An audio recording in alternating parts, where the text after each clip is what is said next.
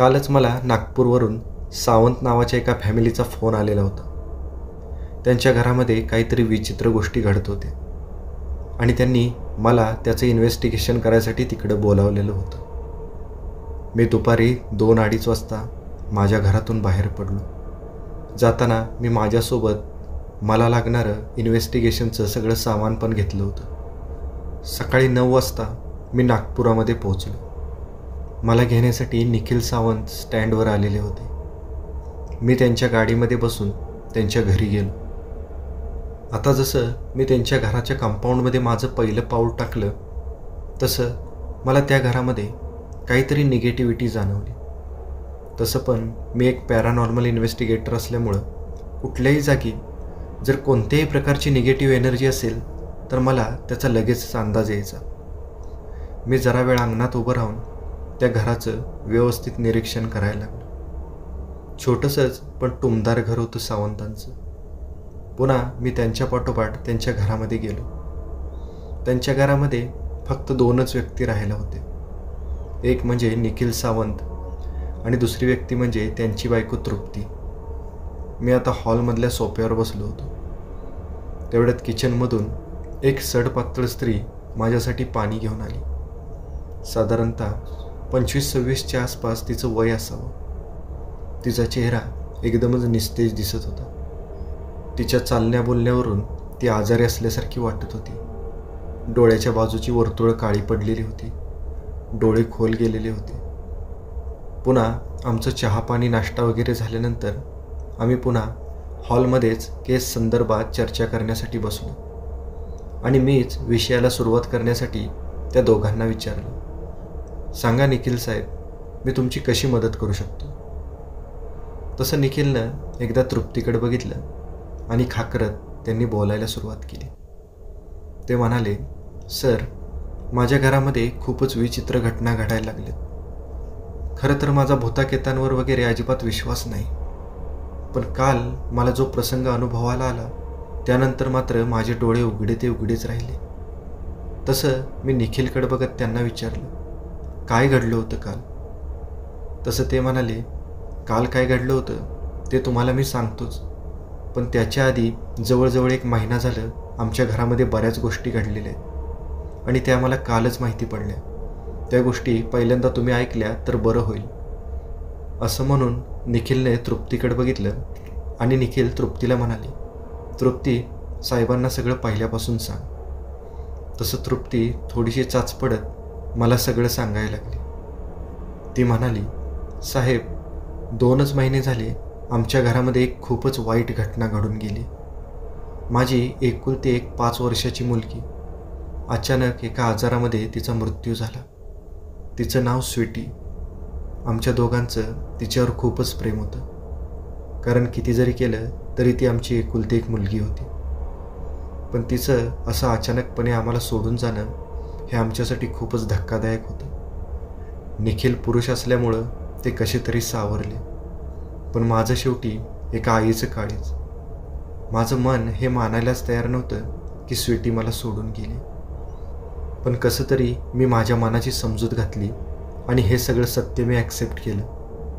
पण गेल्या महिन्यात माझ्या डोक्यात काहीतरी विचित्र गोष्टी आल्या आणि माझ्या हातून बऱ्याचशा चुका घडल्या आणि त्याचेच परिणाम कदाचित मी आज भोगत आहे. असं म्हणून तृप्ती शांत बसली. तसं मी तृप्तीला विचारलं, मला काय झालंय ते एकदम सविस्तर आणि स्टेप बाय स्टेप सगळं सांगा, त्याशिवाय मला या केसच्या तळापर्यंत पोहोचता येणार नाही. तसं तृप्तीनं पुन्हा सांगायला सुरुवात केली. ती म्हणाली, साहेब, स्वीटीचं दुःख काही माझ्या मनातून जात नव्हतं आणि साधारणतः 1 महिन्याभरानंतर निखिल पुन्हा त्यांच्या कामासाठी जायला लागले. पण जोपर्यंत निखिल माझ्यासोबत होते तोपर्यंत मला थोडंसं बरं वाटत होतं, कारण मला एकटेपणा जाणवत नव्हता. पण जसं निखिल त्यांच्या कामावर जायला लागले तसं मात्र मी घरामध्ये एकटी पडले. आणि जसं म्हणतात ना, एकटं मन म्हणजे भूताचं घर, तसंच काहीसं माझ्या बाबतीत पण घडलं. मी घरात एकटी असल्यामुळं माझ्या मनात सारखे स्वीटीचे विचार यायला लागले. निखिल घरातून बाहेर पडल्यापासून परत येईपर्यंत माझ्या डोक्यात फक्त स्वीटीच असायची. तिच्या आठवणीने मी दिवसभर रडत बसायचे. तिच्या वस्तू कुशीत घेऊन मी तिची आठवण काढायची. निखिलने मला कितीतरी वेळा सांगितलं होतं की असं करू नको, यामुळे तुलाच खूप त्रास होईल. पण माझं मन मात्र स्वीटीला विसरायला तयारच नव्हतं. आणि मागच्याच महिन्यात मी एक खूप मोठी चूक केली. त्या दिवशी निखिल त्यांच्या कामावर होते. घरामध्ये मी एकटीच होते. आणि असंच मी इंटरनेटवर सर्च केलं की आपल्याला मृत व्यक्तींना पुन्हा भेटता किंवा त्यांच्याशी बोलता येतं का. आणि त्यामध्ये मला बरेचसे असे विधी बघायला मिळाले ज्यामुळे आपल्याला आपल्या जवळच्या मृत व्यक्तींशी बोलता येईल, त्यांना भेटता येईल. तसं माझ्या मनात स्वीटीला बोलण्याची आणि तिला भेटण्याची खूपच प्रखर इच्छा तयार झाली. आणि मी तो सगळा विधी व्यवस्थित समजावून घेतला. आणि त्याच दिवशी दुपारी मी तो विधी केला. तसं मी मध्येच तृप्तीला थांबवत तिला विचारलं, तृप्ती मॅडम, तुम्ही तो विधी काय केला तो मला एकदम डिटेलमध्ये सांगू शकता का. तसं तिनं मानेनेच होकार दिला आणि ती सांगायला लागली, साहेब, त्या विधीसाठी मी घरातल्या सगळ्या दारखिडक्या बंद केल्या, सगळ्या खिडक्यांचे पडदे लावले, घरामधल्या सगळ्या लाईट्स ऑफ केल्या आणि माझ्या बेडरूममध्ये मी एका टेबलवर 25 मेणबत्त्या पेटवल्या. आणि त्या मेणबत्त्याच्या मध्ये मला स्वीटीची एक वस्तू ठेवायची होती. त्यासाठी मी स्वीटीच्या वस्तू चाळायला लागली आणि त्यातलं एक खेळणं आणून मी त्या पेटवलेल्या मेणबत्त्यांच्या मध्ये ठेवलं. त्यानंतर मला एक मंत्र म्हणायचा होता. मी डोळे झाकून तो मंत्र म्हणायला लागले. तो मंत्र जवळजवळ 10 वेळा म्हणायचा होता. 9 वेळा मंत्र म्हणेपर्यंत सगळं नॉर्मल होतं. आणि जसं मी त्या मंत्राचं 10व्या वेळा उच्चारण केलं तसं अचानक माझ्या बेडरूमचा दरवाजा धाडकन बंद झाला. मी खूपच दचकले. खरं तर घरात माझ्याशिवाय दुसरं कुणीच नव्हतं. तर मग माझ्या बेडरूमचा उघडा असणारा दरवाजा बंद कसा झाला हाच मला प्रश्न पडला. काय खरं आणि काय खोटं हे समजायच्या आधीच माझ्या रूममधलं वातावरण अचानकपणे बदललं. अचानकच माझी रूम एकदम थंड पडली. माझे हातपाय गोठले आणि अचानक मला असं जाणवायला लागलं की माझ्या रूममध्ये माझ्या व्यतिरिक्त दुसरं पण कुणीतरी आहे. मी माझ्या रूममध्ये इकडे तिकडे बघायला लागले पण मला कुणीच दिसत नव्हतं. पण मला त्याचं अस्तित्व मात्र एकदम स्पष्टपणे जाणवत होतं. अचानक माझ्या कानाजवळ काहीतरी फुसफुसलं, काहीतरी कुजबुजलं. ते काय होतं ते मला माहीत नव्हतं, पण त्याची कुजबूज, त्याची ती फुसफुस मला एकदम स्पष्ट ऐकू येत होती. आता मला हे तरी जाणवलं होतं की माझ्या खोलीमध्ये कुणीतरी आलेलं आहे. तसं मी प्रेमानं हाक मारली, स्वीटी. तसं माझ्या हाताला थंडगार स्पर्श जाणवलं. मी दचकून माझ्या हाताकडे बघितलं पण तिथं कुणीच नव्हतं. पण मला मात्र खात्री पटली की मी स्वीटीला हाक मारली आणि तिनंच मला तिचं अस्तित्व दाखवून द्यायसाठी कदाचित माझ्या हाताला स्पर्श केला असेल. माझं आईचं मन स्वीटीच्या प्रेमामध्ये हरवून गेलं आणि त्या विधीमध्ये सांगितलेल्या बऱ्याच गोष्टी मी पुन्हा केल्याच नाहीत. जसं की त्या विधीमध्ये सांगितलेलं होतं की तुम्ही तुमच्या जवळच्या व्यक्तींना जर बोलवलं तर तुमचं काम झाल्यानंतर तुम्हाला त्यांना पुन्हा परत पाठवावं लागेल. पण माझं मन मात्र लेकीच्या प्रेमापोटी तिला परत पाठवायला तयारच नव्हतं आणि मी तिला परत पाठवण्याचा तो विधी केलाच नाही. कारण मला वाटत होतं की स्वीटीनं आता माझ्याजवळच राहावं. त्यानंतर तृप्ती पुन्हा शांत बसली. पुन्हा मी तृप्तीला बोलतं करण्यासाठी पुन्हा तिला विचारलं, तृप्ती मॅडम, त्यानंतर पुन्हा काय घडलं ते सांगा. पुन्हा तृप्तीनं तिच्या नवऱ्याकडे एकदा बघितलं आणि ती मला सांगायला लागली, साहेब, त्यानंतर रोजच मला स्वीटी माझ्याजवळ असल्यासारखं जाणवायचं. हे दिवसभर कामावर असायचे आणि मी माझ्या बेडरूममध्ये पडून असायचे. स्वीटीचं अस्तित्व मला 24 तास जाणवायचं. एक आठवडाभर सगळं नॉर्मल होतं, पण त्यानंतर मात्र खूपच विचित्र गोष्टी घडायला लागल्या. अचानक माझ्या स्वभावात खूपच बदल झाला. माझा चिडचिडपणा वाढला. तसं एरवी मी निखिल घरी यायची वाट बघत बसायचे, पण आता निखिल घरी आले की मी त्यांना नीट बोलतसुद्धा नव्हते. आणि का कोण जाणे माझ्या मनात निखिलबद्दल उगीचच तिरस्कार वाढायला लागला. खरं तर हा माझा स्वभाव नव्हता, पण मी असं का करते तेच मला कळत नव्हतं. आता मी निखिल नसताना तरी घरी एकटी असायचीच, पण निखिल घरी आल्यानंतरसुद्धा मी माझ्या खोलीमध्ये एकटीच असायची. पण निखिल मात्र मला समजून घेत होते. त्यांना वाटायचं की स्वीटीच्या मृत्यूचा माझ्या मनावर खूपच मोठा धक्का बसलेला आहे, त्यामुळं कदाचित मी अशी वागत असेल, म्हणून ते माझ्या वागण्याकडे दुर्लक्ष करायचे. पण माझं वागणं मात्र दिवसेंदिवस खूपच विचित्र व्हायला लागलं होतं. खरं तर मला पण कळत होतं की मी खूप विचित्र वागते, पण का कोण जाणे मला असं वाटायला लागलं होतं की या गोष्टी माझ्याकडून करवून घेतल्या जात आहेत. दिवसेंदिवस परिस्थिती खूपच भयानक होत चालली होती. त्यानंतर मी पूर्णपणे एकलकोंडी झाले. मी माझ्या खोलीमधून बाहेरच पडेनाशी झाले. तसं मात्र निखिलला माझी खूपच काळजी वाटायला लागली. त्यांनी मला हॉस्पिटलमध्ये नेलं, माझं चेकअप केलं, पण माझे सगळे रिपोर्ट नॉर्मल होते. आणि आता माझ्या बेडरूममध्ये सुद्धा मला एक विचित्र अनुभव यायला लागला. ज्यावेळी मी माझ्या बेडरूममध्ये झोपायचे त्यावेळी मला सतत असं जाणवायचं की कुणीतरी माझा गळा आवळतंय, कुणीतरी माझ्या शरीरामध्ये प्रवेश करायचा प्रयत्न करतंय. आणि हळूहळू माझं अन्नपाणी पूर्णपणे कमी झालं.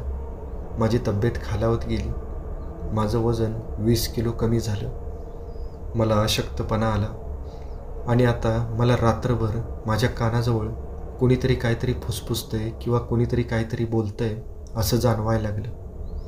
आत्ता मात्र मला तो आवाज एकदम नकोसा झाला होता.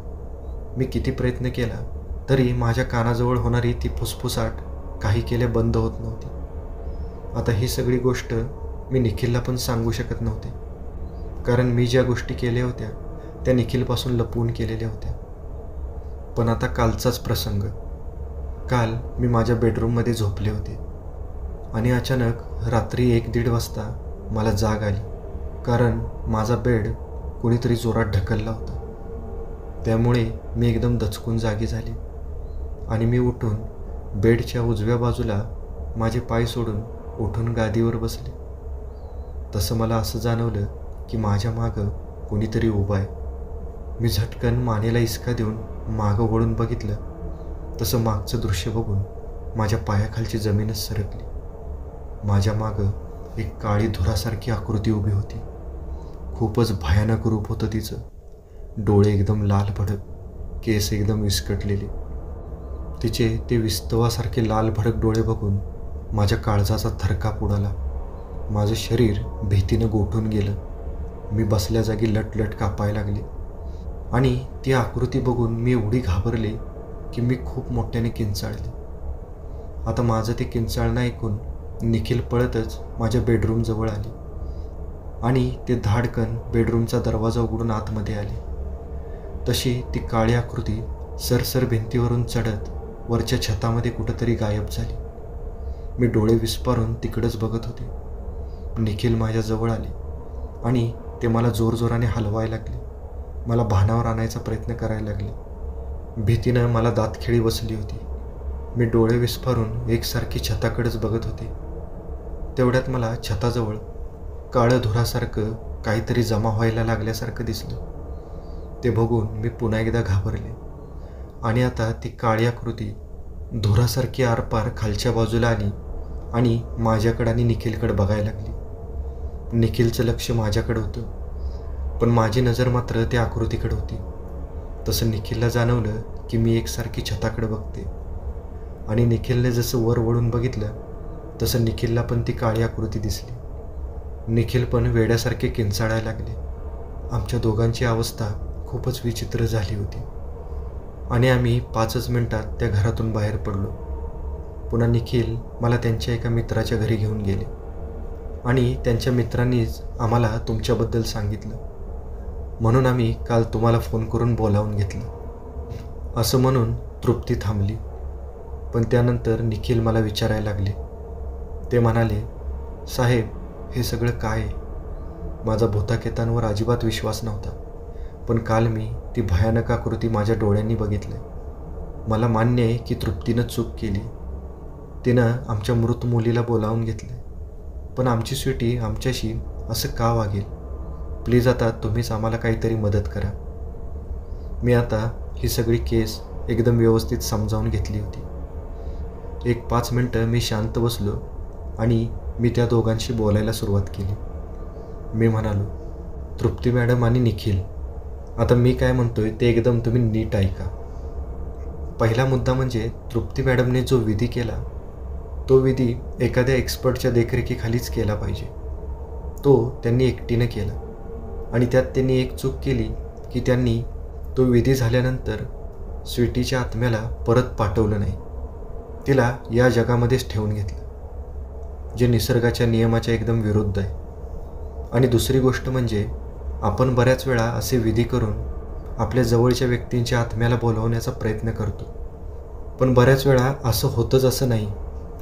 अशा केसेसमध्ये बऱ्याच वेळा आपल्या जवळच्या व्यक्तींऐवजी बऱ्याचशा वाईट शक्ती आपल्या जगामध्ये येण्याची शक्यता असते. आणि तुमच्याबरोबर घडलेला प्रसंग ऐकून तरी मला असं वाटतंय की तुमच्या घरामध्ये जी शक्ती आलेली आहे ती तुमची स्वीटी नाही, तर ती दुसरीच कुठली तरी वाईट शक्ती असावी. आणि त्या वाईट शक्तीला एका शरीराची गरज होती, म्हणून त्या शक्तीनं तृप्ती मॅडमवर प्रभाव मिळवायला सुरुवात केली. तसं निखिल मला विचारायला लागला, साहेब हे सगळं ठीक आहे, पण आता याला सोल्युशन काय? जर ती वाईट शक्ती आपल्या जगात आलेली जरी असेल तरी तिला आपण परत घालवू शकतो का?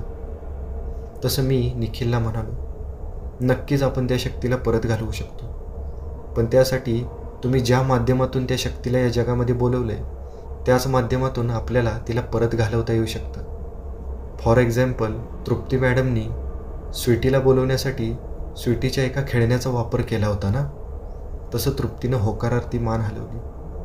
आणि त्यानंतर मी तृप्तीला विचारलं, तृप्ती मॅडम, तुम्ही स्वीटीचं कोणतं खेळणं तिला बोलावण्यासाठी वापरलं होतं? तशी तृप्ती म्हणाली, मी स्वीटीची एक बाहुली तिला बोलवण्यासाठी वापरली होती. तसं मी पुन्हा एकदा तृप्तीला विचारलं, मग तृप्ती मॅडम ती बाहुली कुठं आहे? कारण त्या बाहुलीशिवाय आपण या शक्तीला परत पाठवू शकत नाही. तसं तृप्ती मला म्हणाली, साहेब त्या दिवशी विधी केल्यापासून ती बाहुली या घरातून कुठंतरी गायब झाली, ती मला पुन्हा दिसलीच नाही. तसं मी तृप्तीला म्हणालो, तृप्ती मॅडम असं शक्यच नाही, ती बाहुली तुमच्या घरामध्येच कुठंतरी आहे, कारण ती बाहुली घरामध्ये आहे म्हणून तर ती शक्ती या घरामध्ये वास करते. त्यानंतर मी पुन्हा तृप्तीला विचारलं, तृप्ती मॅडम तुम्हाला असं काही आठवतं आहे का की एखाद्या पर्टिक्युलर जागून तुम्हाला ती आकृती येताना किंवा त्या ठिकाणी जाताना दिसते? तसं तृप्तीनं थोडासा विचार केला आणि ती म्हणाली, साहेब मला काल रात्री ती आकृती माझ्या बेडरूमच्या छताकडून आलेली दिसली आणि ज्यावेळी ती परत गेली होती त्यावेळी पण ती छतामध्ये गायब झालेली होती. तसं माझ्या डोक्यात प्रकाश पडला. मी निखिलला विचारलं, निखिल तुमच्या बेडरूमच्या वर काय आहे? तसं निखिल म्हणाला, आमच्या बेडरूमच्या वर आमची स्टोअर रूम आहे.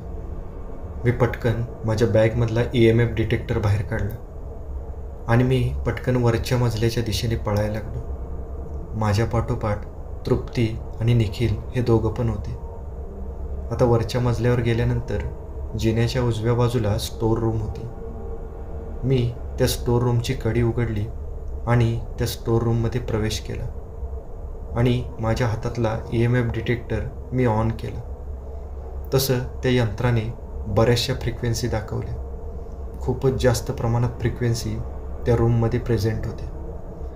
मी आता तो EMF डिटेक्टर घेऊन सगळ्या खोलीमधून फिरायला लागलो आणि अचानक त्या खोलीतल्या एका कपाटाजवळ गेल्यानंतर EMF डिटेक्टरवरच्या फ्रिक्वेन्सी त्याच्या चरमसीमेवर पोचल्या. आत्ता माझ्या लक्षात आलं होतं की ही जी काय वस्तू आहे ती या कपाटामध्येच आहे. तसं मी परमेश्वराचं नाव घेत त्या कपाटाचा दरवाजा उघडला. त्यामध्ये बरीचशी खेळणी ठेवलेली होती आणि त्यातल्या एका बाहुलीवर माझी नजर गेली. परमेश्वराचं नाव घेत मी ती बाहुली माझ्या हातामध्ये घेतली. ती तीच बाहुली होती ज्या बाहुलीला माध्यम बनवून तृप्तीनं स्वीटीच्या आत्म्याला या जगामध्ये बोलवलं होतं. मी ती बाहुली घेऊन खाली हॉलकडे पळायला लागलो आणि मी पळताना निखिलला म्हणालो, निखिल मॅचबॉक्स घेऊन घराच्या बाहेर या. तसं निखिल लगबगीनं मॅच बॉक्स आणायला गेला. मी ती बाहुली घेऊन घराच्या बाहेर गेलो. माझ्या पाठोपाठ 5च मिनिटात निखिल आणि तृप्ती मॅच बॉक्स घेऊन माझ्याजवळ आले. मी आता अंगणातला थोडा पालापाचोळा एक ठिकाणी गोळा केला आणि निखिलच्या हातातला मॅच बॉक्स घेऊन तो पालापाचोळा पेटवला आणि मी ती बाहुली हातात घेतली आणि त्या बाहुलीचं मुंडकं कटकन मोडून बाजूला काढलं. तसं घराच्या दारखिडक्या मोठमोठ्याने उघडझाप व्हायला लागल्या. घरातल्या लाईट्स आपोआपच बंद चालू व्हायला लागल्या. अचानकच वारं वेगाने व्हायला लागलं. हे सगळं ती वाईट शक्ती आम्हाला घाबरवण्यासाठी करत होती. पण मी मात्र त्याकडे लक्ष न देता त्या आगीमध्ये ती बाहुली आणि तिचं ते तुटकं मुंडकं फेकलं. तसं तडतड करत ती बाहुली जळायला लागली. पण जशी ती बाहुली पूर्णपणे जळून गेली तसं वातावरण पुन्हा पहिल्यासारखं नॉर्मल झालं. मी आता निखिल आणि तृप्तीजवळ गेलो आणि त्यांना सांगितलं की आत्ता सगळं नॉर्मल झालं. आत्ता माझं काम झालं आहे, मी आता निघतो असं म्हणून मी त्या दोघांचा निरोप घेतला. आणि जवळजवळ एक आठवड्यानंतरच मला निखिलचा फोन आला. निखिल मला सांगत होता की आता सगळं नॉर्मल आहे. तृप्तीच्या तब्येतीमध्ये पण आता बऱ्यापैकी सुधारणा व्हायला लागलेली आणि एका फॅमिलीला मोठ्या संकटातून वाचवल्याचं समाधान मात्र माझ्या चेहऱ्यावर झळकत होतं.